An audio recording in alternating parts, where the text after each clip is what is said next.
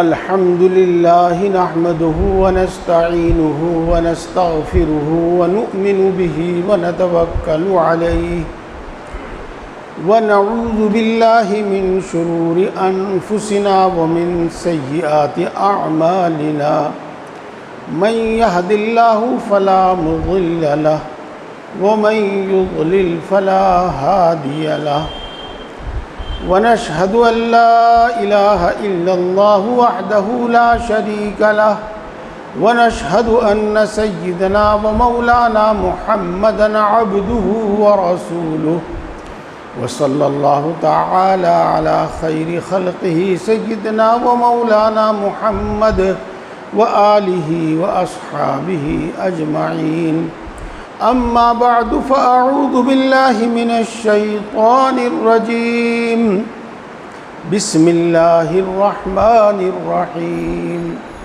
وبشر المخبتين الذين إذا ذكر الله وجلت قلوبهم والصابرين على ما أصابهم والمقيم الصلاة ومما رزقناهم ينفقون أولئك الذين هداهم الله فبهداه مقتدي صدق الله العظيم. وقال النبي صلى الله عليه وسلم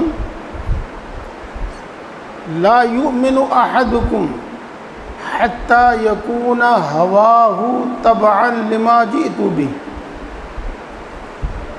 او كما قال عليه الصلاة والسلام. محترم بزرگوں اور دوستوں،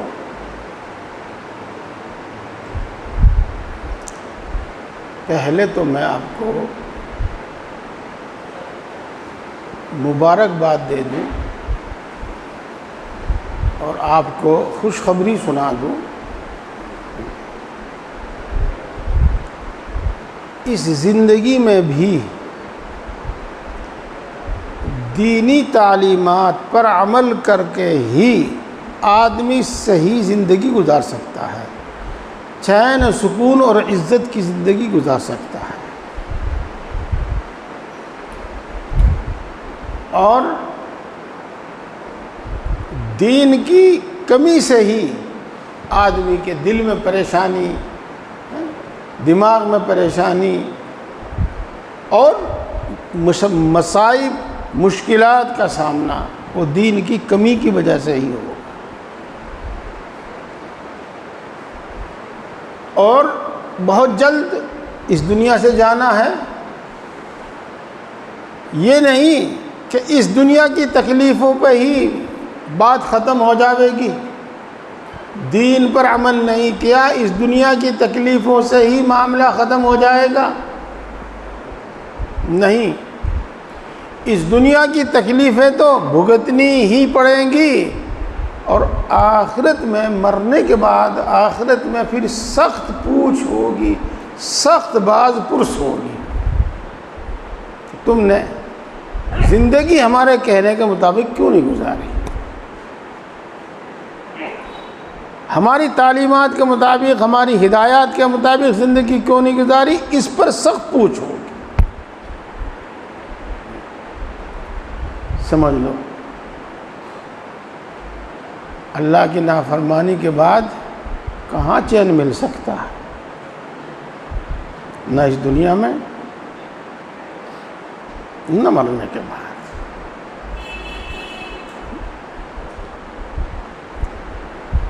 جن لوگوں کے دلوں میں اللہ نے یہ فکر پیدا کر دی کہ ہم محنت کر کے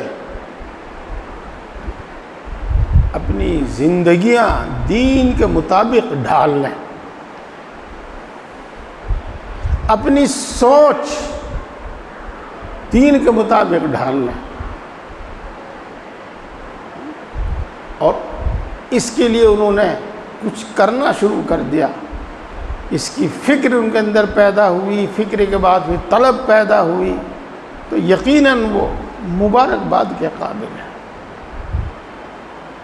ہاں، ماشاء اللہ یہاں ماہانہ جو مجلس ہوتی ہے، ماہانہ اجتماع جو ہوتا ہے، اس میں کوئی دوسری غرض، کوئی دوسرا فائدہ مقصود نہیں ہوتا، صرف یہی کہ ہمارے اندر دین آ جاوے، اور اس واسطے سے، ہمارے واسطے سے اور ہماری ان مجالس اور اجتماعات کے واسطے سے دوسروں کو دین پہنچ جاوے، یہی غرض ہوتی ہے، اس کے علاوہ کوئی دوسری غرض نہیں ہوتی۔ تو ماشاءاللہ آپ دور دراز سے چل کر آئے، اپنا وقت فارغ کر کے آئے، جو سہارنپور سے بھی آئے وہ اپنا کام چھوڑ کر آئے، وہ بھی چل کر آئے۔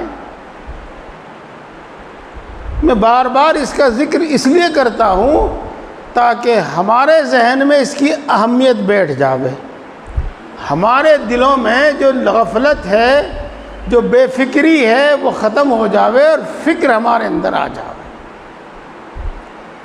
میرے پیارے بھائیوں، اس زندگی میں اور اس دنیا میں کرنے کا جو سب سے پہلا کام ہے وہ یہی ہے کہ آدمی اپنے آپ کو اللہ کے بھیجے ہوئے دین کے مطابق ڈھال لے،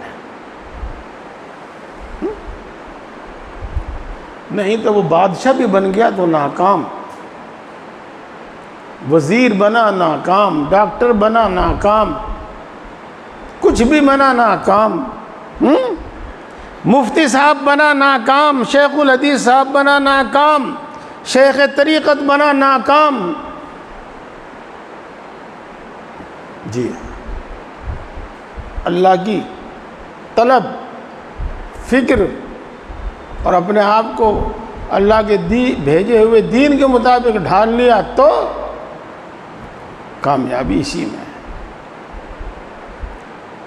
اللہ کا بڑا احسان ہے، اللہ اپنی اس نعمت میں اور اضافہ فرماوے، ترقی فرماوے کہ آپ ماشاءاللہ زیادہ تر نوجوان اس فکر کو لے کر فکر مند ہیں اور تشریف لاتے ہیں۔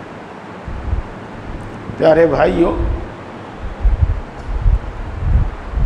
اپنا بھی کچھ فرض بڑھ جاتا ہے، بن جاتا ہے نہیں، بڑھ جاتا ہے، اپنی بھی کچھ ذمہ داری بڑھ جاتی ہے، بن جاتی بھی ہے، بڑھ بھی جاتی ہے، اور آپ حضرات کی محنت، جذبے کو دیکھ کر میرا بھی جذبہ بڑھ جاتا ہے، اور یہ کہ آپ کو پوری بات اتنی صاف کر کے بتا دی جاوے، اتنی صاف کر کے بتا دی جاوے کہ نہ تو سمجھنے میں کوئی دقت اور دشواری ہو، نہ تو سمجھنے میں کوئی کمی رہے اور نہ عمل میں کوئی کمی رہے، عمل کرنے کے طریقے میں کوئی دشواری نہ رہے، اس لیے کوشش کی جاتی ہے۔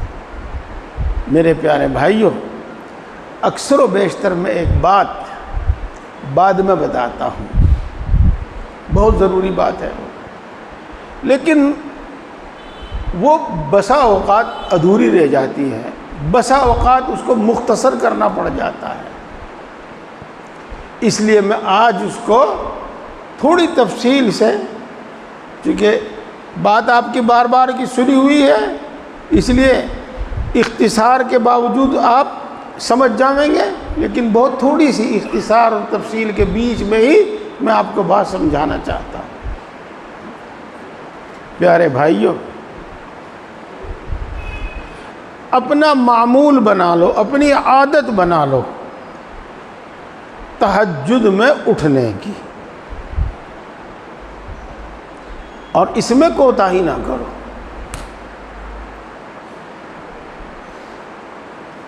صبح صادق کس وقت ہے؟ طلوع صبح صادق 3:48 پہ، چلو 50 منٹ پہ گئے، آپ 3:30 بجے اٹھ جاؤ، صرف 20 منٹ پہلے، اور جو اس سے پہلے اٹھ جاوے تو سبحان اللہ،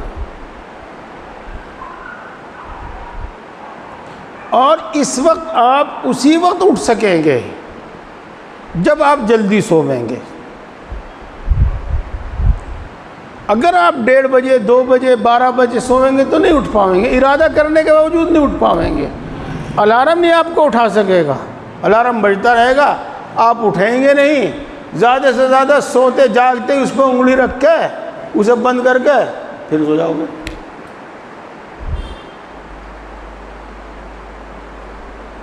سویرا سو، جتنی بھی سویرا سو سکتے ہیں، جیسے کہ آج کل رات چھوٹی ہوتی ہے۔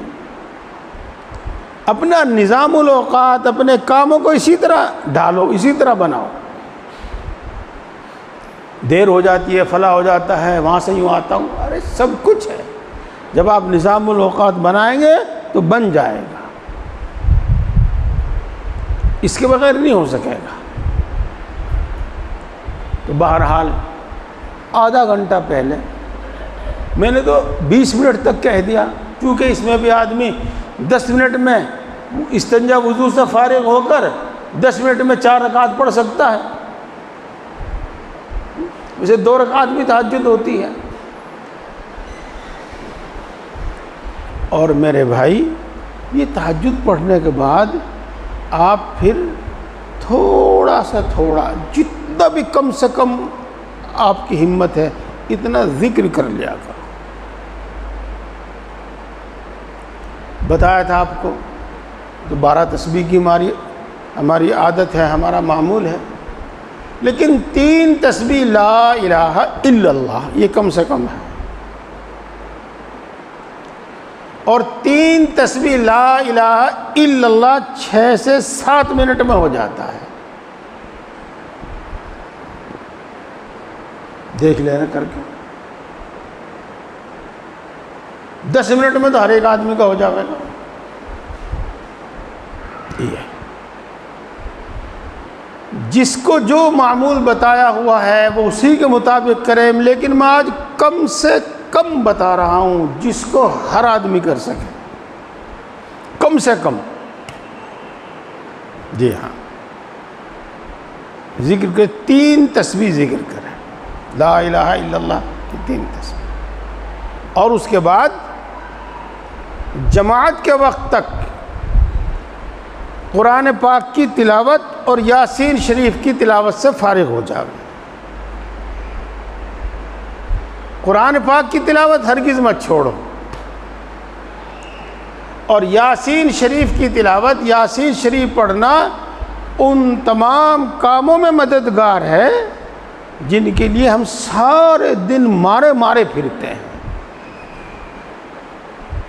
حدیث پاک میں ہے اللہ رب العزت دن بھر کے کام بنا دیتا ہے، اللہ رب العزت دن بھر کے کام آسان فرما دیتا ہے۔ اس لیے یہ عادت، یہ معمول سب کا ہونا چاہیے، اور آپ انشاءاللہ العزیز جماعت کے وقت تک ان سب چیزوں سے آرام سے ہر شخص فارغ ہو جائے گا۔ فجر کے بعد پہلے سورہ یاسین شریف پڑھ لو، فجر کی اذان کے بعد پہلے سورہ یاسین شریف پڑھ لو، پھر جماعت تک تلاوت کرتے رہو، جماعت کی نماز پڑھو، اپنے کام میں لگ جاؤ۔ آپ سے اس سے زیادہ اور کسی چیز کا مطالبہ نہیں۔ 3 تسبیح اور ہیں، درود شریف، استغفار، لا الہ الا انت سبحانک انی کنت من الظالمین۔ ان کو ہم چلتے پھرتے بھی پڑھ سکتے ہیں، اپنے کام کاج میں بھی لگے ہوئے ان تسبیحات کو پورا کر سکتے ہیں۔ اور دوستو، آخری بات، بالکل آخری بات، تسبیح بھی ہاتھ میں نہ لو، گنو بھی مت۔ آپ درود شریف پڑھنا شروع کر دو، جب آپ کا دل یہ کہہ دے کہ 100 مرتبہ ہو گیا، بس ہو گیا۔ آپ لا الہ الا انت سبحانک انی کنت من الظالمین پڑھو، جب آپ کا دل کہہ دے کہ 100 مرتبہ ہو گیا تو بس ہو گیا۔ اسی طریقے سے استغفر اللہ، استغفار۔ تو دیکھو، ہم اپنا کام کاج کرتے وقت بھی یہ تینوں تسبیحات پوری کر سکتے ہیں۔ تو بس ذکر آپ کو اتنا ہی بتایا ہے۔ قرآن پاک کی تلاوت، سورہ یاسین شریف، 3 تسبیح تہجد کے وقت یا کو فجر کی نماز سے پہلے لا الہ الا اللہ، اور دن بھر میں کسی بھی وقت جب آپ کو فرصت ہو، جیسے بھی ہو، 3 تسبیح، ایک درود شریف، ایک لا الہ الا انت سبحانک انی کنت من الظالمین، اور ایک استغفار۔ یہ اور میرے دوستو، 5 وقت کی نماز، اشراق، چاشت، اوابین، یہ آپ کی مرضی پر ہے، آپ کی سہولت پر ہے، لیکن 5 وقت کی نماز پڑھنی ہے۔ کیسے بتا رکھا میں نے؟ آسان کر کے، اس سے زیادہ آسانی ہو ہی نہیں سکتی۔ یوں تو مسجد میں پہلی صف میں تکبیر اولیٰ کے ساتھ، جماعت کے ساتھ پڑھنی، اول آخر کی سنتیں اور نفلیں بھی پڑھنی ہیں، اطمینان سے پڑھنی ہے۔ اسی کی عادت، اسی کے لیے کوشش، اسی کے لیے مجاہدہ اور قربانی، اسی کے لیے کرو۔ لیکن اللہ جانتا ہے، اور اس سے زیادہ علم کسی کا نہیں، اور اللہ نے اپنے رسول صلی اللہ علیہ وسلم ہی کو براہ راست علم عطا کیا ہے، وحی کے ذریعے، یہ بغیر فرشتے کے ذریعے، یہ بغیر فرشتے کے ڈائریکٹ اللہ وحی عطا۔ تو وہ انسان کی ضرورتوں کو، انسان کی مشکلات کو، انسان کو پیش آنے والی دشواریوں کو خوب جانتا ہے، اس لیے دین میں سب سہولتیں موجود ہیں۔ جماعت سے نہیں پڑھ سکتے، بغیر جماعت کے، مسجد میں نہیں پڑھ سکتے، اپنے گھر، کھیت میں، دکان میں، ادا نہیں پڑھ سکتے تو قضا۔ بہرحال یہ 5 نمازیں ہرگز نہ چھوڑی جائیں، ہرگز نہ چھوڑی جائیں۔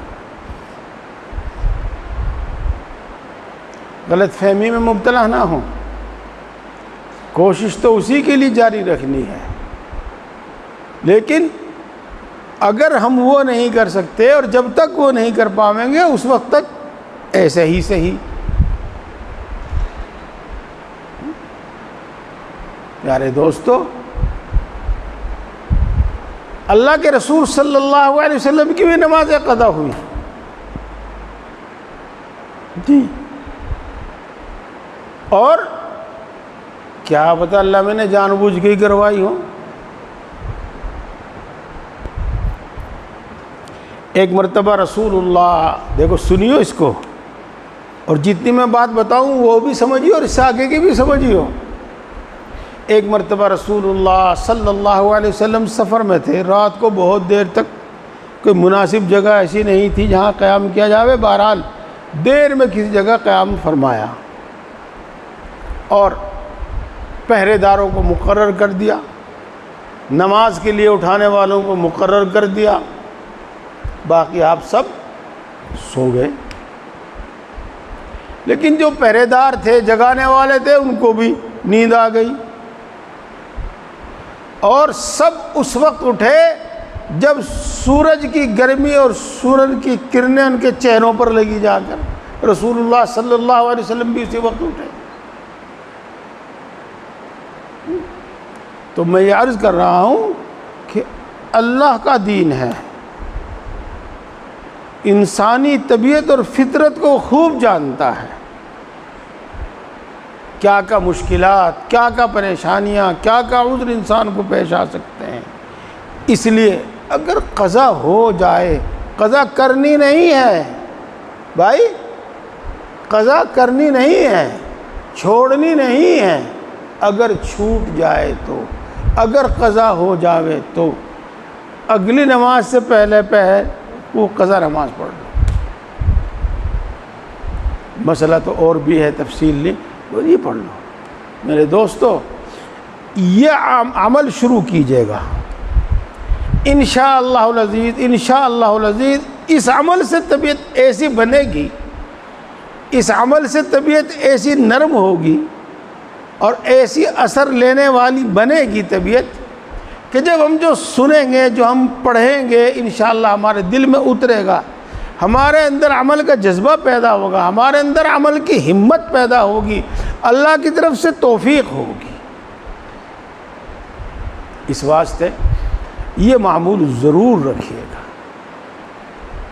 اور اس کے ساتھ جو باتیں 5 باتیں ہیں وہ بھی یاد رکھیے گا، ان کے لیے بھی نظام بنائیے گا۔ علم، ذکر آ گیا اس میں، علم، ذکر، مجاہدہ، اہل اللہ کی صحبت اور آخرت کی فکر۔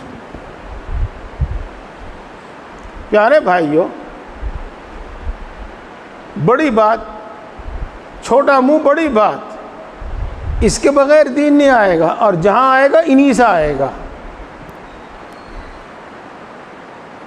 ان 5 باتوں کے بغیر دین نہیں آئے گا، اور جہاں بھی آئے گا انہی سے آئے گا۔ ان کا طریق بھی آپ کو بتایا ہوا ہے۔ اپنی دنیا کے سنوارنے میں، یا یوں کہہ لو روزی روٹی اور مکان کے چکر میں اتنے مت الجھو کہ نہ اپنی پرواہ، نہ دوسرے کی پرواہ، نہ دین کی پرواہ، نہ دنیا کی پرواہ۔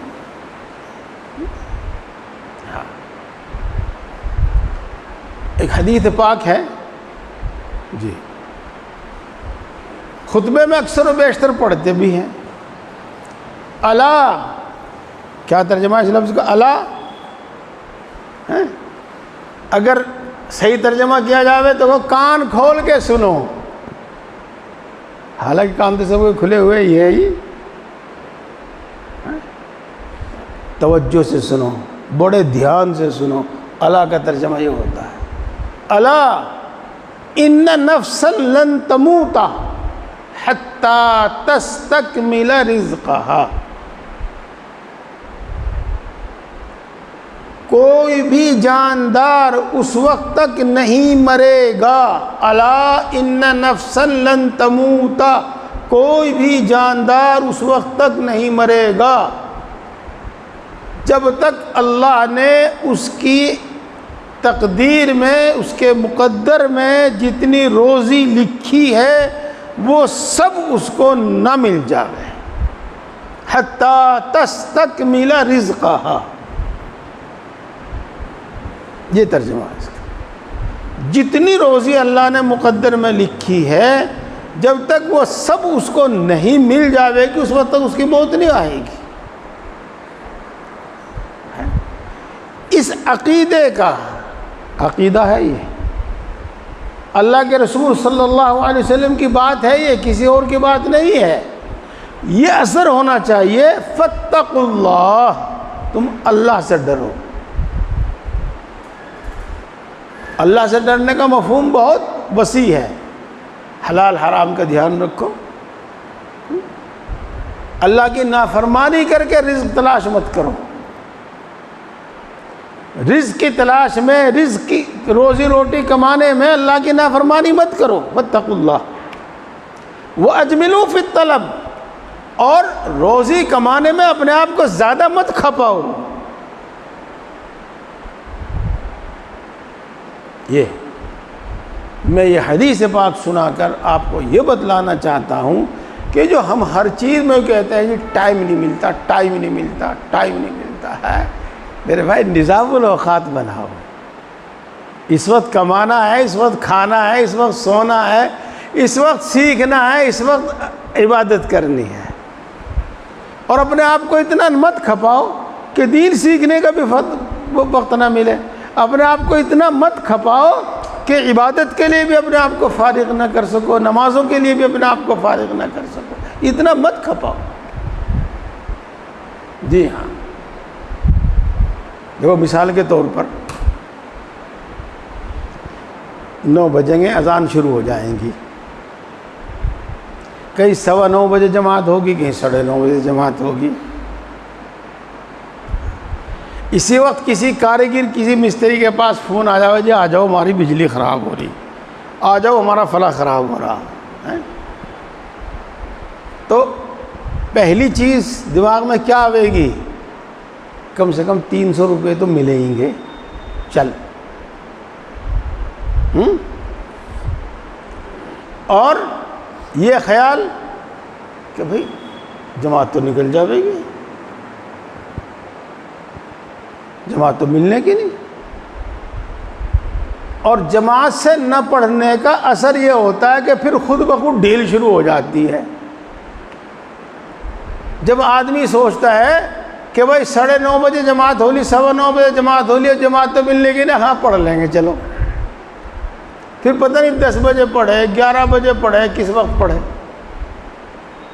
اور چھوٹ بھی جا پھر۔ یہ ہے، تو آپ ان کو کہو بھائی میں نماز پڑھ کے آؤں گا 9:45 بجے، میں نماز پڑھ کے آؤں گا 9:30 بجے، میں نماز پڑھ کے آؤں گا 10 بجے۔ اس سے پہلے اگر آپ کو زیادہ جلدی ہو تو کسی اور کو بلا لیجیے۔ یہ مت سوچئے گا کہ میرا 300 روپے کا نقصان ہوگا، میرا 500 روپے کا نقصان ہوگا، یہ مت سوچئے گا۔ یہی مطلب ہے فَاجْمِلُوا فِي الطَّلَبِ،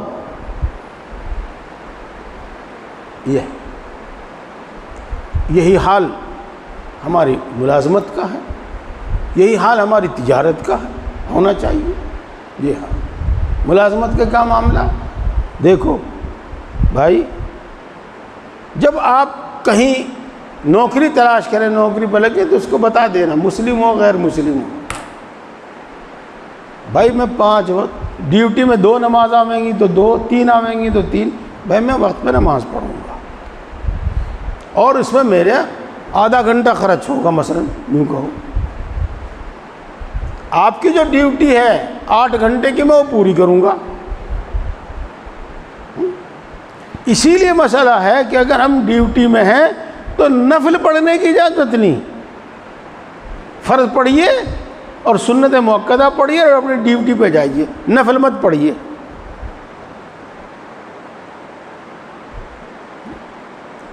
تو میرے دوستو، یہی معاملہ تجارت کا ہے۔ جب اذان ہو گئی، کہیں 15 منٹ کے بعد جماعت ہوتی ہے، کہ آدھا گھنٹے کے بعد جماعت ہوتی ہے، فائدہ دونوں میں ہے، لیکن میرا معمول یہ تھا ہمیشہ، جہاں میرا اختیار چلتا ہے، کہ 15 منٹ کے بعد نماز۔ کیوں؟ ادھر اذان سنو، ادھر کام چھوڑ دو، اور 15 منٹ میں سب ضرورتیں پوری ہو جائیں گی، اور پھر جماعت میں شریک ہو جاؤ۔ اور آدھا گھنٹے میں ابھی تو ہیں 20 منٹ، ابھی تو ہیں 25 منٹ،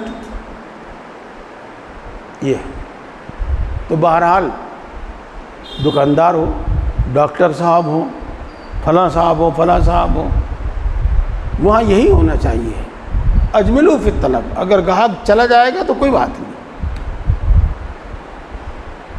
یہی تو نظام الاوقات کے ساتھ جب ہم کام کریں تو انشاءاللہ العزیز، انشاءاللہ العزیز دین پر عمل ہوگا، دین پر عمل ہوگا۔ میں اپنے ساتھیوں کو بار بار عرض کرتا ہوں، دیکھو ہیں تو سب طرح کے، نوکری کرنی بھی پڑے گی، لیکن کوئی اپنا چھوٹا بڑا ایسا کام کر لو جس میں آپ وقت پر نماز پڑھ سکو۔ سبزی بیچ لو، آلو پیاز لہسن دھنیا ہی بیچ لو، چلو خیر، یہ بات ہو رہی تھی۔ میرے دوستو، میں عرض یہ کر رہا تھا کہ اس دنیا کے کمانے میں اتنا نہ آدمی اپنے آپ کو کھپاوے کہ وہ نماز روزے کا نہ رہے، عبادت کا نہ رہے، دین سیکھنے کا نہ رہے، دین پر عمل کرنے کے لیے اس کو فرصت نہ ملے۔ اس لیے نمازوں کی پابندی، قرآن پاک کی تلاوت، سورہ یاسین شریف کی تلاوت، اور یہ جو میں نے آپ کو ذکر بتایا، یہ کوشش کیجئے جماعت کے ساتھ نماز پڑھنے کی، اور نہیں تو دوسرا حل، دوسرا متبادل جو ہے وہ بھی آپ کو بتایا۔ میرے پیارے بھائیوں، ایک تو یہ کام ہے، اور دوسرا کام، اول تو مجھے امید ہے کہ آپ بہت دنوں سے میری زبان سے بات سنتے چلے آ رہے ہیں، بہت تاکید سے میں بات کہتا ہوں، گناہ زہر ہے۔ گناہ ایک ہرے بھرے باغ میں ایسا ہے جیسا کہ آگ لگا دی ہو، ایک ہری بھری کھیتی میں جیسے کہ آگ لگا دی ہو، ایک سامان سے لدے، سامان سے بھرے گھر میں آگ لگا دی ہو۔ گناہ ایسا ہے، ایمان کے واسطے اور دین کے واسطے۔ اس کو معمولی نہ سمجھو، اور خاص طور سے جو آدمی صرف دنیا کی زینت اور راحت حاصل کرے، ایک تو ضرورت ہے، ایک راحت ہے، گناہ کر کے وہ تو بڑے ہی خسارے میں ہے، بڑے نقصان میں ہے۔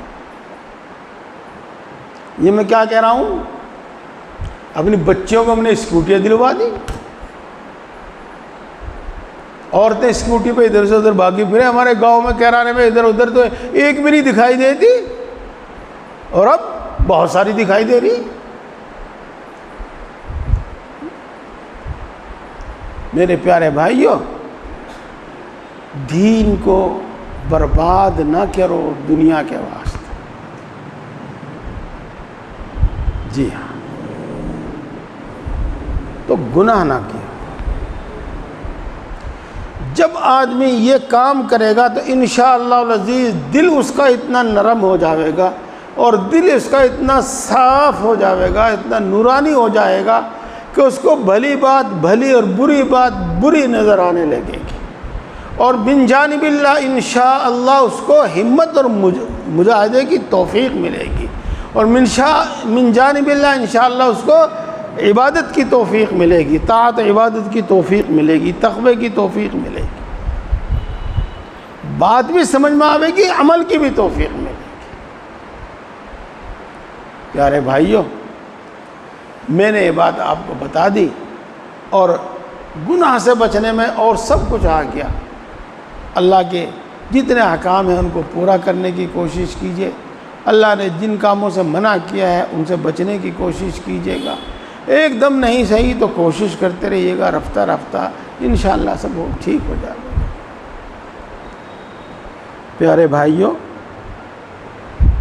کئی مہینے سے حضرت ابراہیم علیہ السلام کی زندگی پر بات ہو۔ پچھلے ہفتے میں نے تلک حجتنا آتیناہا ابراہیم علی قومہ، یہ پورا رکوع پڑھا تھا۔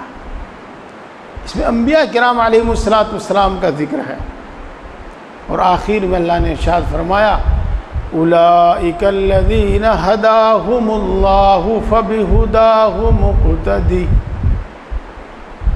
اللہ کے رسول صلی اللہ علیہ وسلم حضرت محمد مصطفیٰ صلی اللہ علیہ وسلم کو خطاب فرمایا اللہ نے، اور یوں فرمایا کہ یہ سب لوگ سیدھی راہ پر ہیں، اللہ نے ان کو سیدھی راہ دکھائی ہے، یہ سب لوگ سیدھی راہ پر ہیں، آپ بھی انہی کے راستے پر چلیے، آپ بھی اسی راستے پر چلیے۔ انبیاء کرام علیہم السلام کا راستہ، انبیاء کرام علیہم السلام کے اعمال، انبیاء کرام علیہم السلام کی صفات ہمارے اندر ہیں۔ یہ سیکھیں، اپنے اندر پیدا کریں، سیکھیں اپنے اندر پیدا کریں، پوچھیں، سیکھیں، سیکھنے میں پوچھیں، عمل کے لیے پوچھیں۔ اب بات کیا چل رہی تھی پچھلے مہینے؟ بات چل رہی تھی صبر کی. فبشر، صبر کی باتیں چل رہی تھی کہ حضرت ابراہیم علیہ السلام نے کس اعلیٰ درجے کا صبر کیا، کس اعلیٰ درجے کا، کتنا اونچا صبر کیا. جی ان ھذا لہو البلاء المبین. اللہ فرماتے ہیں بڑی سخت آزمائش، بڑی سخت آزمائش، اس میں بھی کامیاب رہے، اس میں بھی ثابت قدم رہے. کہیں کہیں پر صبر کیا، اس کا ذکر آپ کے سامنے آیا تھا. میں پھر وہ لوٹاؤں گا تو وقت نہیں رہے گا اگلی بات کے لیے. اللہ رب العزت نے قرآن پاک میں اپنے نیک بندوں کی بہت ساری صفات بیان فرمائی ہے. ان صفات میں سے ایک صفت صبر ہے. انبیاء کی صفت ہے صبر، اولیاء اللہ کی صفت ہے صبر. جی سب آگے اس میں، انبیاء میں اور اولیاء اللہ میں سب آگے. اللہ کے نیک بندوں کی، اللہ کے محبوبین کی صفت ہے صبر. یہ بات آپ کو بتائی تھی، اور پچھلے مہینے ایک بات اور بتائی تھی آپ کو. آج میں اس کا صرف 2 لفظوں میں خلاصہ آپ کے سامنے پیش کرتا ہوں. اس دنیا میں ہر شخص کو اس کے مزاج اور مرضی کے خلاف معاملات پیش آتے ہیں. ہر شخص کو، نبی ہو، ولی ہو، صحابہ ہو، کوئی ہو، اللہ کا کیسا بھی محبوب ہو، سب کو مرضی کے خلاف، خلاف طبیعت حالات پیش آتے ہیں. بادشاہ ہو، وزیر ہو، دولت مند ہو، غریب ہو، کوئی ہو، مرد ہو، عورت ہو، بچہ ہو، بڑا ہو، بوڑھا ہو، سب کو مرضی کے خلاف بات پیش آتی ہے. اور طبیعت کے خلاف بات پیش آنے پر، ناگوار بات پیش آنے پر، مزاج کے خلاف بات پیش آنے پر اس کو برداشت کرنا، اسی کا نام صبر ہے. لہذا ہر شخص کے ذمے صبر ہے. تفصیل اس کی میں نے پچھلے مہینے بتائی تھی. آج آپ آگے بڑھیے گا. یہ تو خدائی نظام ہے، یہ تو اس دنیا میں لازمی سی بات ہے، ہر شخص کو پیش آئے گا. اب جو صبر کرے گا چین اور سکون پاوے گا، اور جو بے صبری میں مبتلا ہوگا وہ بے چینی، بے اور پریشانی اور ناقابل برداشت تکلیف میں مبتلا ہوگا. یہ یاد کر. میں نے کچھ بات آپ کو بتائی، اہم بات بتائی، دوبارہ پھر بتاتا ہوں. خلاف مزاج، خلاف طبیعت، مرضی کے خلاف بات ہر شخص کو ضرور پیش آئے گی، اور اس کو برداشت کرنے کا نام صبر ہے. اور جو برداشت کرے گا، صبر کرے گا، چین اور سکون پاوے گا. اور جو بے صبری میں مبتلا ہوگا وہ بے چینی میں، پریشانی میں، تکلیف میں مبتلا ہوگا.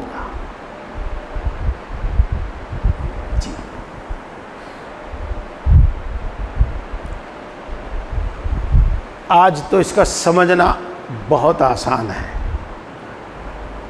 آپ ٹینشن کیوں لے رہے ہیں؟ ٹینشن مت لیجیے. یہ ٹینشن کیا چیز ہے بتائیے؟ وہی ہے، جب ہماری مرضی کے خلاف کوئی کام ہو رہا ہے، جو ہم چاہ رہے ہیں وہ نہیں ہو رہا ہے، جو ہم چاہ رہے ہیں وہ نہیں مل رہا ہے، جو ہم مانگ رہے ہیں وہ نہیں مل رہا ہے، تو اب ہمارے اندر ایک پریشانی اور بے چینی ہوتی ہے. یہی ہے وہ ٹینشن. اگر اس کو برداشت کرتا ہے تو ٹھیک، نہیں تو پھر وہ ڈپریشن میں جاتا ہے، نہیں تو پھر وہ پاگل پن اور جنون تک اس کی نوبت پہنچتی ہے.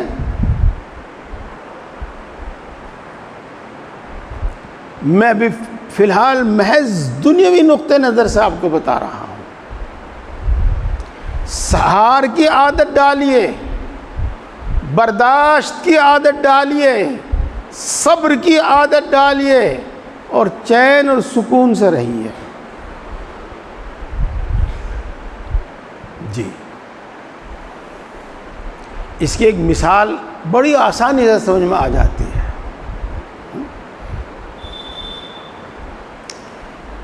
آپ نے چوراہوں پر، اور اب تو چوراہوں کے علامہ پر بھی پولیس کھڑی ہوئی دیکھی ہوگی، ٹریفک پولیس کھڑی ہوئی دیکھی ہوگی.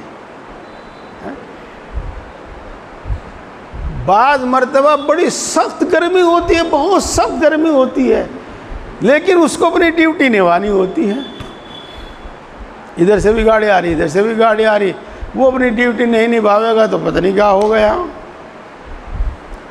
تو وہ سخت گرمی میں کھڑا ہو کر وہاں اپنی ڈیوٹی نبھاتا ہے. لیکن صبح سے ہی وہ یہ طے کیے ہوئے ہے کہ مجھے یہاں 12 بجے تک ڈیوٹی دینی ہے، مجھے یہاں 2 بجے تک ڈیوٹی دینی ہے، اور صبح سے ہی وہ یہ طے کیے ہوئے ہے کہ یہ سب دھوپ اور یہ گرمی مجھے برداشت کرنی ہی پڑے گی. جی ہاں، تو ایسا نہیں کہ اس کو تکلیف نہ ہو رہی ہو، اس کو گرمی نہ محسوس ہو رہی ہو، لیکن اس نے یہ گرمی سہنے، برداشت کرنے کا پہلے ہی سے ارادہ کر لیا ہے، اس لیے اس کو وہ بے چینی اور پریشانی نہیں ہوتی. بخلاف اس شخص کے جس کو سزا کے طور پر کھڑا کر دیا جاوے، یا وہ کسی وجہ سے آدمی کو کھڑا ہونا پڑ جاوے دھوپ میں، یہ تو صبر کرنا پڑے گا، نہیں تو بے چینی، پریشانی، ٹینشن، ڈپریشن، شکوہ شکایت، ہر وقت شکوہ شکایت، یہی اس کا نتیجہ ہے. اور یہ محض دنیاوی نقطۂ نظر سے میں آپ کو بتا رہا ہوں. اب آ جائیے، میں پھر لوٹاتا ہوں آپ کو بات. اللہ نے دین دیا ہے ہمیں یہ دنیا، اس دنیاوی زندگی کو صحیح اور آرام سے گزارنے کے واسطے، اور اس کا انعام ملے گا آخرت میں.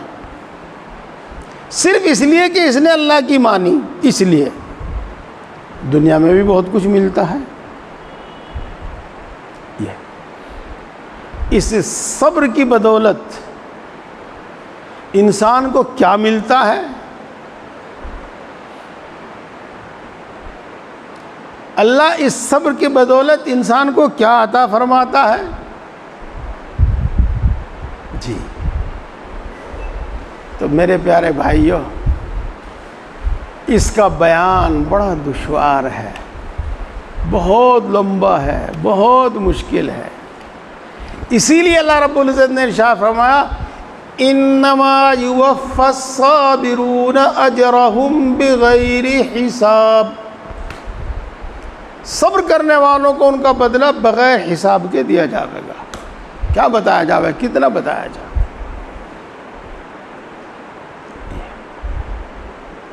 میں جس چیز کی آج آپ کو دعوت دے رہا ہوں، اپنے بیان میں بار بار اس کا ذکر کروں گا، بار بار اس کی تاکید کروں گا. صبر کو سمجھو، صبر کیا ہے، اور صبر کی عادت بناؤ، اور چین اور سکون سے رہو. چین اور سکون، ابھی ایک بات یاد آئی ذہن میں، اپنے بزرگوں کی بتائی ہوئی، حضرت اقدس تھانوی نور اللہ مرقدہ کی لکھی ہوئی. ہاں، ایسا نہیں کہ صبر میں تکلیف نہیں ہوتی، تکلیف صبر میں بھی ہوتی، لیکن پریشانی نہیں ہوتی، پریشانی نہیں ہوتی. اس کی مثال حضرت دیا کرتے ہیں، جب انسان بیٹی رخصت کرتا ہے، بیٹی کا نکاح کرتا ہے اور پھر بیٹی رخصت کرتا ہے، شاید کوئی باپ ہو جس کی آنکھوں میں آنسو نہ ہو۔ ہاں، عورتوں کا تو رو رو کا ایسا حال ہو جائے جیسے کوئی مر گیا ہو ان کے۔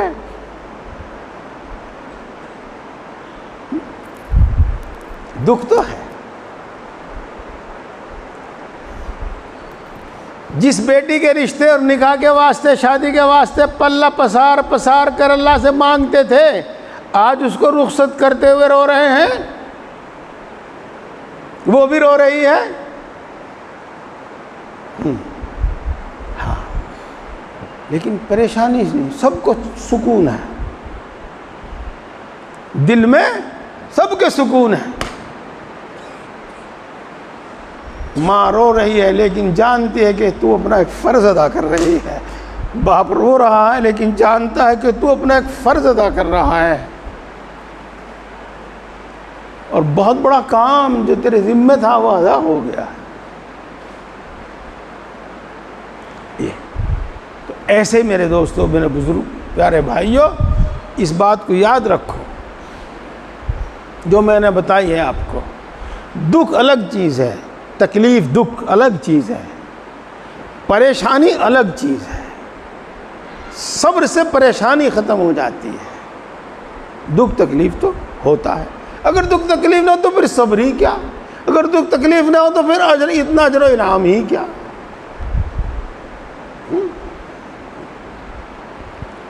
ہاں، ماشاءاللہ بڑے دھیان سے سن رہے ہیں، ہاں، لیکن بعض باتیں بڑے کام کی ہیں، تمہیں پورا بات سننے کی کوئی ضرورت نہیں، بس ایک جملہ یاد رکھ لو جو ان سے میں بتا رہا ہوں آپ کو۔ یہ جی انشاءاللہ ایک جملہ بہت ہے۔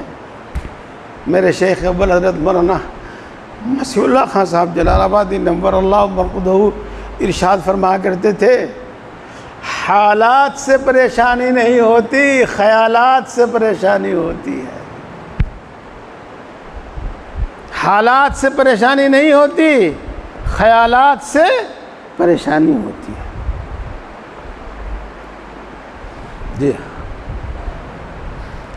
تو جب ہمارا خیال یہ ہے کہ مجھے سہارنا ہے، جب ہمارا خیال یہ ہے کہ اللہ کی طرف سے ہے، جب ہمارا خیال یہ ہے کہ میرے فائدے میں ہے، بس پھر پریشانی نہیں، پھر پریشانی نہیں۔ ہاں، تکلیف تو ہوگی۔ اس کی ایک مثال دیتا ہوں میں آپ کو، صبر بھی، شکر بھی، اور صبر کا طریقہ بھی اور شکر کا طریقہ بھی۔ جی ہاں،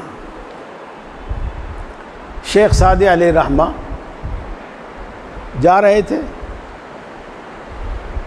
تو یہودیوں نے گرفتار کر لیا۔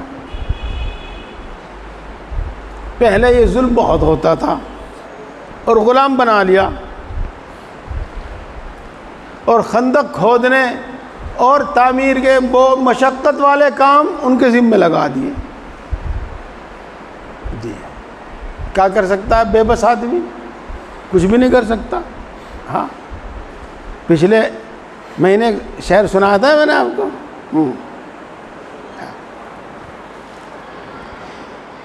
جزب تسلیم و رضا کو چارے، جزب تسلیم و رضا کو چارے، در کف شعر نرخوں خارے۔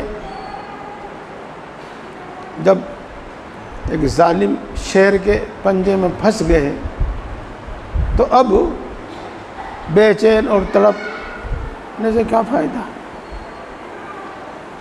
جی، تو وہ سب کام کر رہے تھے۔ اتفاق سے ایک تاجر گزرا جو شیخ سعدی کو پہچانتا تھا، ان کے مرتبے سے بھی واقف تھا کہ وہ کس درجے کے آدمی ہیں، اور جس کی وہ غلامی میں تھے، جس کی وہ قید میں تھے، اس کو بھی پہچانتا تھا۔ اس تاجر نے اس شخص سے کہا، یہ کیا قصہ ہے، یہ کیسے ہے؟ بہرحال اس کی سفارش سے اس شخص نے شیخ سعدی کو چھوڑ دیا، آزاد کر دیا، اور وہ چلے۔ وہ تو ایک قید میں تھے، غلامی میں تھے،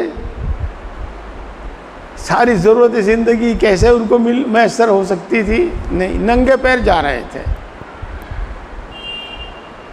ہم تو کبھی ننگے پیر چلے نہیں، ہاں؟ جو ننگے پیر چلے نا ان کو پتہ ہوگا، کہیں کنکر چبھ رہی، کہیں پتھر چبھ رہا، کہیں کانٹا چبھ رہا، کہیں گرم ریت، کہیں گرم سڑک، جو بھی کچھ ہے نا۔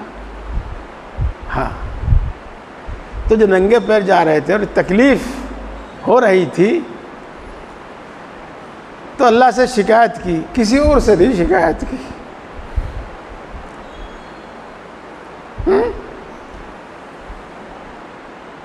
ایک جملہ اور یاد رکھو، اللہ کی شکایت کسی اور کے سامنے نہیں، کیا فائدہ؟ کس کی شکایت کس کے سامنے؟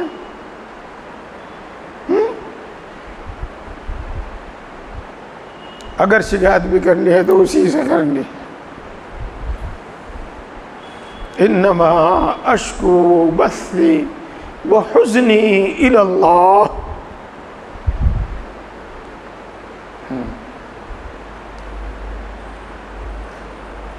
میں اپنا رنج و غم اللہ ہی کے سامنے رکھتا ہوں۔ اے اللہ، اور تو کچھ ہے ہی نہیں، میرے پاس جوتے بھی نہیں ہیں۔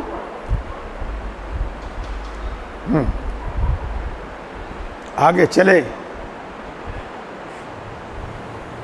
اچھا، جب یہ خیال آیا اور پھر یہ خیال زبان پر آیا تو ظاہر بات ہے کہ تکلیف ہو رہی تھی نا، تکلیف ہو رہی تھی، تبھی شکایت ہوئی، تبھی یہ بات آئی، اور ظاہر بات ہے کہ پریشانی تھی دل میں، بلکہ برداشت سے زیادہ پریشانی تھی۔ ہاں، چلے آگے ایک شخص کو دیکھا کہ اس کے پیر ہی نہیں ہیں، چل وہ بھی رہا ہے، پیر ہی نہیں ہیں، چل وہ بھی رہا ہے۔ شیخ نے لکھا ہے کہ یہ دیکھتے ہی میری پریشانی ختم ہو گئی، اور میرے دل نے کہا کہ کم سے کم میرے پاس چلنے کے لیے پاؤں تو ہیں، جوتا نہیں پاؤں تو ہیں۔ میرے دوستو، پہلے پریشانی خیال کی وجہ سے تھی، جب وہ خیال ختم ہو گیا تو پریشانی ختم ہو گئی۔ اسی لیے عرض کر رہا ہوں، اس جملے کو یاد رکھنا، پریشانی حالات سے نہیں، پریشانی خیالات سے ہوتی ہے۔ اس لیے طے کرو کہ جو بھی ہے من جانب اللہ ہے،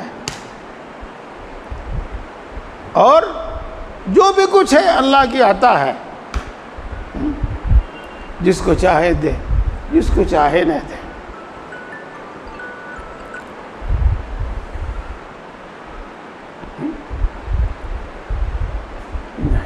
یہ خیال ہے، صبر کرے گا جب، نہیں کرے گا جب، برداشت کرے گا جب، نہیں کرے گا جب، اس سے کچھ ہونے والا نہیں ہے۔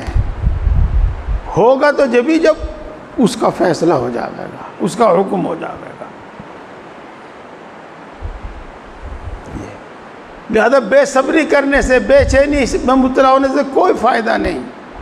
اگر فائدہ ہے تو دعا میں ہی ہے، اور فائدہ ہے تو اللہ کا تکوینی حکم یقین کرتے ہوئے اس کو سہارنے، برداشت کرنے ہی میں۔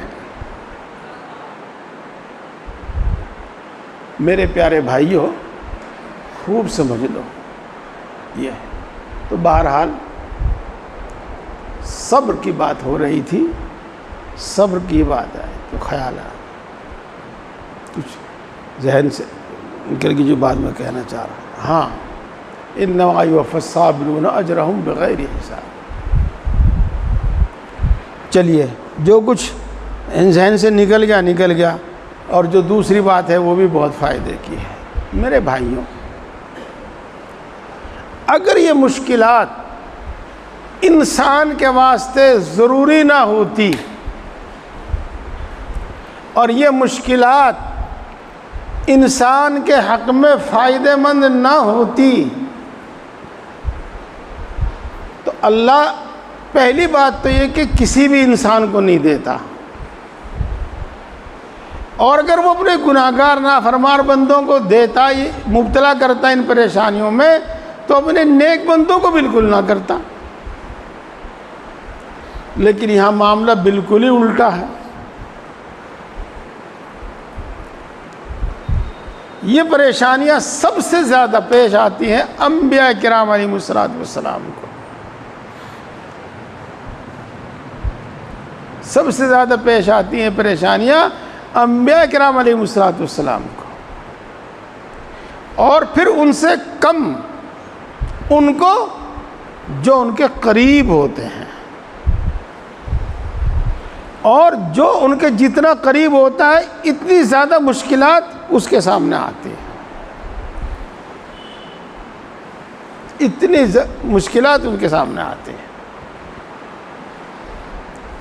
معاملہ کیا ہے؟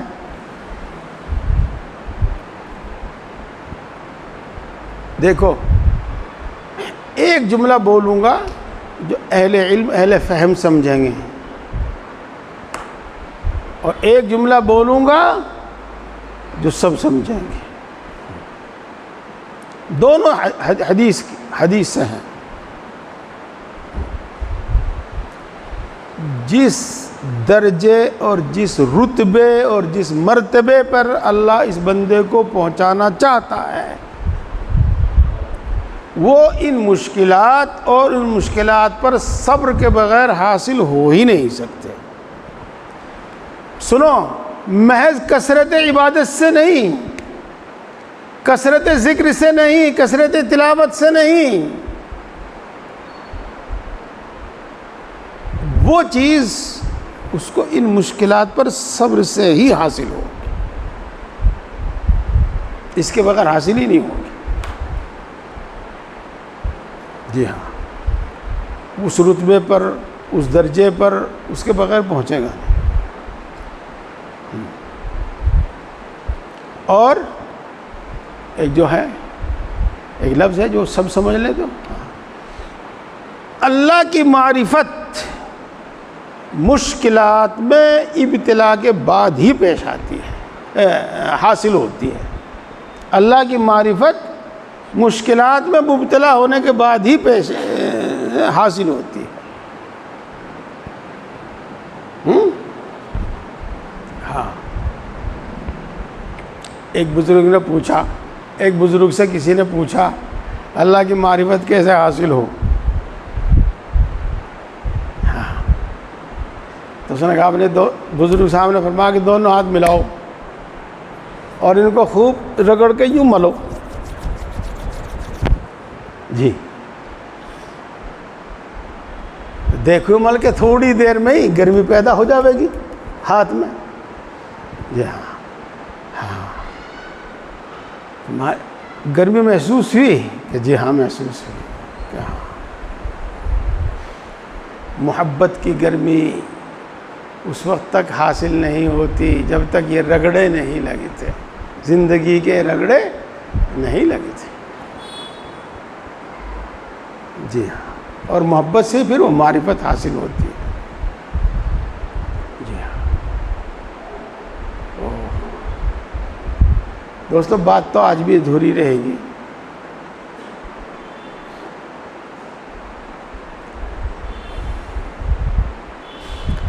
حضرت موسیٰ علیہ السلام سے کسی نے سوال کیا کہ اس روئے زمین پر آپ سے بھی زیادہ کوئی علم والا ہے؟ حضرت موسیٰ علیہ السلام کو معلوم تھا کہ تو اللہ کا نبی ہے، صاحب کتاب ہے، صاحب شریعت ہے، اور کوئی روئے زمین پر اب ایسا آدمی نہیں ہے۔ اس لیے انہوں نے کہا کہ نہیں، مجھ سے زیادہ علم والا روئے زمین پر کوئی نہیں ہے۔ جی ہاں،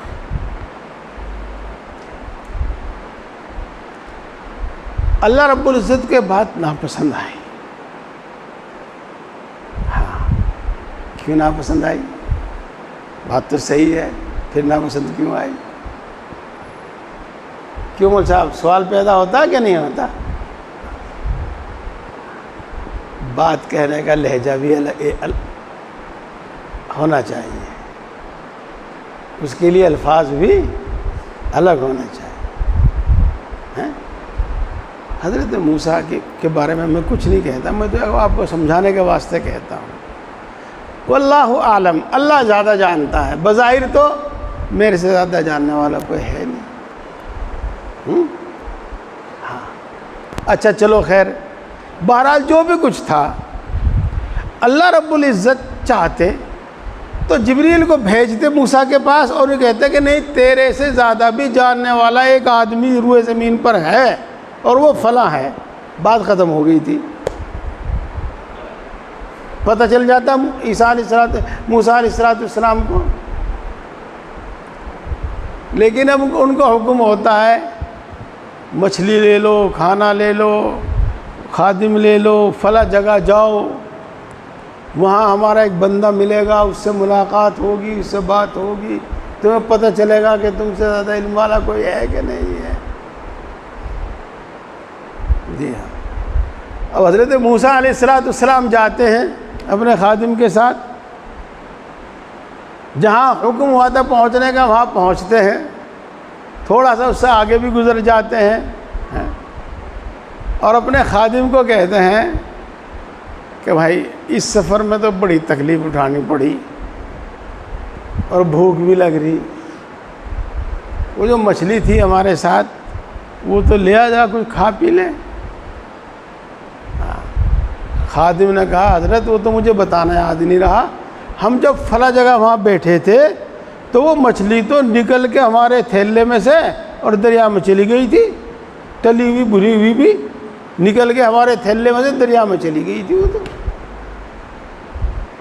یہ حضرت موسیٰ علیہ السلام نے جو بھی کچھ کہا ہوگا، میں تو اپنے الفاظ میں کہہ دوں، ڈانٹ ڈپٹ کے کہا ہوگا ارے وہیں تو بیٹھنا تھا، ہمیں وہیں تو جانا تھا، تو نے بتایا کیوں نہیں تھا. چلو واپس چل کے وہاں پر آئے، وہیں حضرت خضر علیہ السلام سے ملاقات ہوئی. اب بھی خضر یہ کہہ سکتے تھے کہ ہاں میں تیرے سے زیادہ جاننے والا ہوں، لیکن نہیں، دونوں ساتھ رہو. اب ساتھ رہے اور وہ پورا قصہ ہے جو آپ نے سن رکھا ہے. جب جا کے حضرت موسیٰ علیہ السلام کو صحیح معنی میں پتہ چلا کہ ہاں بہت سارا علم ایسا ہے جو تجھے حاصل نہیں ہے، اس محنت مشقت کے بعد. جی یہی تو صبر ہے. یہ تو حضرت رسول اللہ صلی اللہ علیہ وسلم سے 3 سوال کیے تھے اہل مکہ نے، پھر بتائیں گا آپ کو ان کی کسی تفصیل. جی ہاں، رسول اللہ صلی اللہ علیہ وسلم نے فرمایا کل بتاؤں گا، اور اکثر و بیشتر رسول اللہ صلی اللہ علیہ وسلم یا تو یہی فرماتے یا خاموشی اختیار کرتے اور وہی آ جاتی، آپ بتا دیتے ان کو. لیکن 17 دن تک وہی نہیں آئی.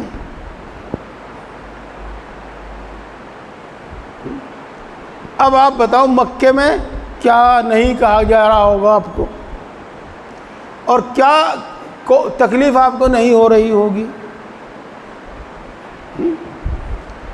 اور جب 15-17 دن کے بعد وحی آئی تو کیا کہا کہ دیکھو آئندہ یاد رکھنا، جب آئندہ کے لیے کوئی بات کہا کرو تو انشاءاللہ کہہ دیا کرو. کمی یہ رہی تھی، انشاءاللہ نہیں کہا تھا. ارے بھائی یہ تو اللہ رب العزت پہلے دن بھی بتا سکے تھے،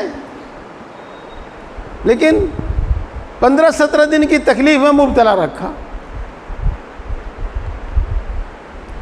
تو میں جو عرض کر رہا ہوں یہ حدیث پاک سے عرض کر رہا ہوں کہ جس درجے پر اللہ بندے کو پہنچانا چاہتا ہے، جس رتبے پر اللہ بندے کو پہنچانا چاہتا ہے، تو وہ صبر کے بغیر حاصل ہی نہیں ہوتا، کثرت ذکر سے، کثرت عبادت سے حاصل نہیں ہوتا، محرومیوں کے بغیر حاصل ہی نہیں ہوتا۔ پچھلے مہینے بتایا تھا میں، جس چیز کی آپ کو سب سے زیادہ طلب ہے اکثر اسی سے محروم رہیں گے، اکثر بیشتر یہی ہے۔ جی مثال دی تھی، میں چاہتا ہوں میرا بیٹا حافظ عالم بنے، اور وہ حافظ عالم نہیں بنا، وہ بن گیا ڈاکٹر، تکلیف تو مجھے جب ہوگی، ہاں۔ اور اگر میں پہلے ہی چاہتا ہوں ڈاکٹر بن جاوے وہ، اور وہ ڈاکٹر بن گیا، اب تکلیف کیا ہوگی مجھے؟ اب تو خوشی ہوگی۔ اور تو جو ہم چاہتے ہیں اس کے خلاف ہوتا ہے، اس پر صبر ہوتا ہے۔ پیارے بھائیوں، 9 بجے اذان ہوگی، کئی منٹ باقی ہیں؟ جی 8 منٹ باقی صرف۔ اچھا ختم کر رہا ہوں، ضرورت ہوگی انشاءاللہ میں محسوس کروں گا تو اگلے ہفتے، لیکن اب آپ سمجھو، پہلے صبر ہے۔ صبر کا مطلب سہار اور برداشت، اور سہار اور برداشت یہ ہے کہ ہر وقت اس کو نہ سوچے، ہر وقت اس کا ذکر تذکرہ نہ کرے، اور اللہ کی شکایت نہ کرے۔ اور جب بندہ یہ کرتا رہے گا تو انشاءاللہ ایک وقت وہ آئے گا کہ بندہ اللہ کے ہر فیصلے پر راضی ہوگا اور اس کو تسلیم کرے گا۔ جی ہاں، پھر اس کو کہتے ہیں رضا بر قضا۔ جی ہاں، پھر ایک وقت وہ آئے گا کہ اس کی کوئی خواہش ہی نہیں ہوگی، جو ادھر سے ہوگا وہی تسلیم، جو ادھر سے ہوگا وہی تسلیم۔ یہ ہے تفویض اور تسلیم۔ جی ہاں، پہلے صبر، پھر رضا بر قضا، پھر تسلیم، تفویض و تسلیم۔ بہرحال یہ کچھ ضروری باتیں ہیں، بعض باتیں کہ نہ بھی سمجھ میں آئے تو سن لیجئے گا، کچھ تو سمجھنے والے ان کے ہیں۔ کہ پیارے بھائیوں، صبر جو ہے مؤمنین کی صفت ہے، صبر جو ہے انبیاء کرام علیہ السلام کی صفت ہے، اور صبر اس دنیا میں لازمی اور ضروری ہے۔ جو صبر کرے گا چین سے رہے گا، جو صبر نہیں کرے گا بے چین، وہ پریشان رہے گا۔ اب ایک بات اور سنو،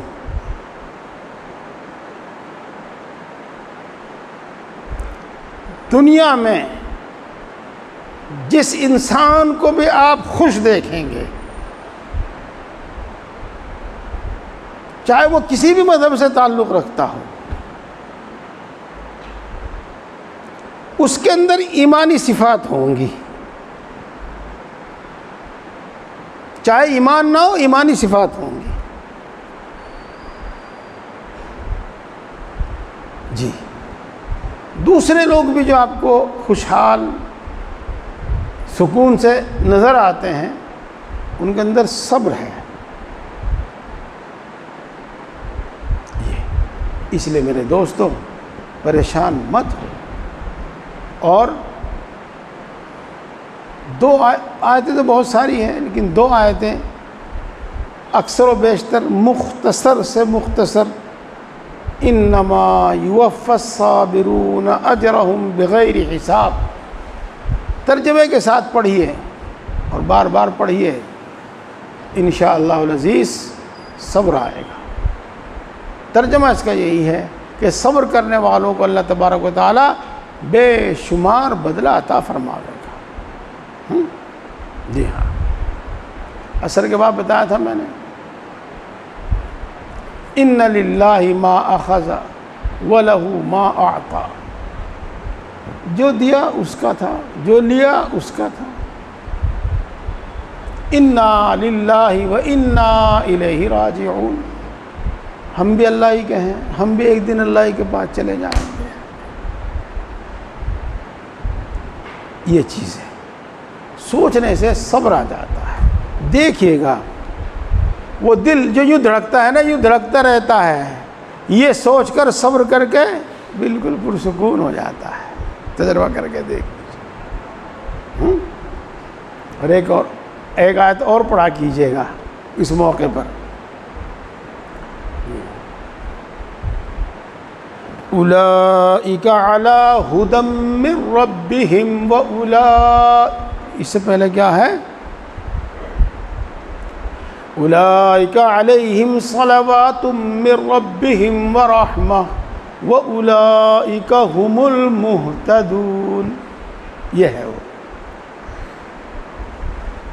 ان صبر کرنے والوں کے لیے اللہ کی عام رحمت بھی ہے، اللہ کی خاص رحمت بھی ہے، اور یہ سیدھی راہ پر ہے۔ یہ سوچئے تو صحیح، یہ آیتیں اللہ نے قرآن پاک میں ہمارے عمل کے لیے تو نازل کی ہیں، بے صبری کے وقت صبر کے لیے تو نازل فرمائی ہے۔ جی ہاں، کسی بھی نعمت سے محرومی ہو، کسی بھی نعمت سے محرومی ہو، کوئی بھی تکلیف ہو،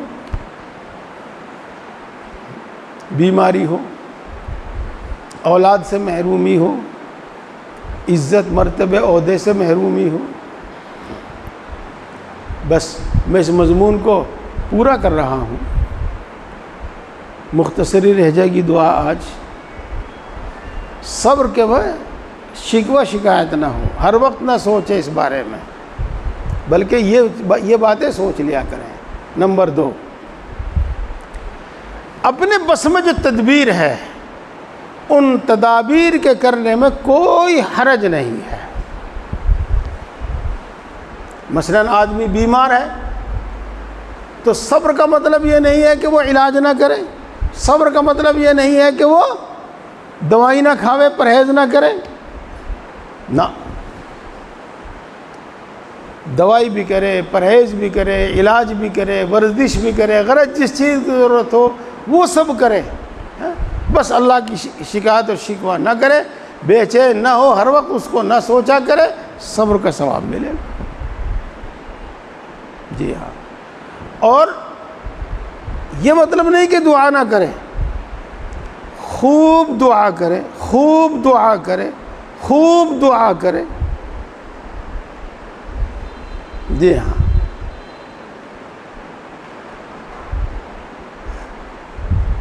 حضرت یعقوب علیہ السلام کا ایک بیٹا تو پہلے ہی سے جدا تھا، یوسف علیہ السلام۔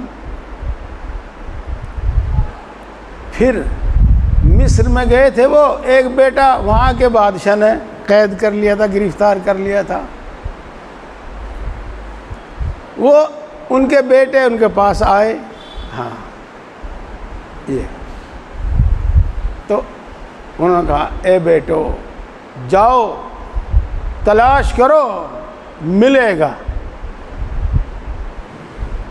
انہوں نے کہا ابا جی آپ کس بےہودگی میں، کس باولے پن میں مبتلا ہیں آپ، ہم نے تو سب کچھ کر لیا، کوئی امید نہیں ہے ان کے ملنے کی۔ حضرت یعقوب علیہ السلام نے فرمایا لا تیأسوا من روح اللہ انہ لا ییأس من روح اللہ الا القوم الفاسقون۔ تلاش کرو، نا امید نہ ہو۔ ابا جی آپ کو بھی کبھی صبر نہیں آنے گا، کہا انما اشکو بثی وحزنی الی اللہ، میں کسی کو کچھ نہیں کہتا، میں جو کہتا ہوں میں نے اللہ کو کہتا ہوں۔ بس اگلے ہفتے انشاءاللہ کوئی دوسرا مضمون. میں نے صبر کے بارے میں آپ کو بتا دیا. دوا بھی کیجئے، علاج بھی کیجئے، تدبیر بھی کیجئے، کوشش بھی کیجئے اور دعا بھی کیجئے. اور صحیح معنی میں تو جب بھی پتہ چلتا ہے کہ یہ اللہ کی طرف سے ہے یا میری لاپرواہی سے ہے. سن رہے بات؟ ہم نے دعا بھی کر لی، نئی بات بنی، اپنی سی کوشش اور تدبیر بھی کر لی، نئی بات بنی، تبھی تو پتہ چلا کہ اللہ کی طرف سے ہے. نہیں تو وہ ہماری سوء تدبیر سے بھی ہو سکتا ہے، ہماری غلط حرکتوں کی بنا پر بھی ہو سکتا ہے. تو صحیح معنی میں صبر جلدی جب آتا ہے، جب آدمی دعا بھی کر لیتا ہے، تدبیر بھی کر لیتا ہے، پھر صبر بڑو جلدی آتا ہے. یہ نہیں کہ صبر کا مطلب یہ کہ آدمی دعا اور تدبیر نہ کرے. میرے پیارے بھائیوں، ان باتوں کو ہلکے میں نہ لو. یہ ایسی صفت ہے جس میں آدمی کی ہر وقت جس کی ضرورت ہے. ہر وقت انسان کو صبر کی ضرورت ہے، ہر وقت انسان کو شکر کی ضرورت ہے. صبر، شکر یہ ایمانی صفت ہے. ان باتوں کو سمجھو، عمل کرو. اللہ رب العزت توفیق عطا فرمائے. کیا منٹ ہیں؟ 9 بجنے میں اوپر ہو گئے؟ اچھا. الحمدللہ رب العالمین الرحمن الرحیم مالک یوم الدین والصلاة والسلام علی سید الانبیاء والمرسلین محمد وآلہ واصحابہ اجمعین. اللہم لا احصی ثناء علیک انت کما اثنیت علی نفسک. اے اللہ، ہر وہ خیر تجھ سے مانگتا ہے جو تیرے نبی نے مانگی ہے، ہم کو عطا فرما. ہر اس شر سے پناہ چاہتے ہیں جس سے تیرے نبی نے پناہ چاہی ہے، اللہ اس سے ہماری حفاظت فرما. اے اللہ، اپنے فضل و کرم سے اور اپنے نبی پاک حضرت محمد مصطفیٰ صلی اللہ علیہ وسلم کے صدقہ اور طفیل سے ہماری تمام دعاؤں کو قبول فرما. جو مانگا وہ بھی عطا فرما، جو مانگنے سے رہ گیا وہ بھی عطا فرما. آمین آمین. سبحان ربک رب العزت عما یصفون وسلام علی المرسلین والحمد للہ رب العالمین.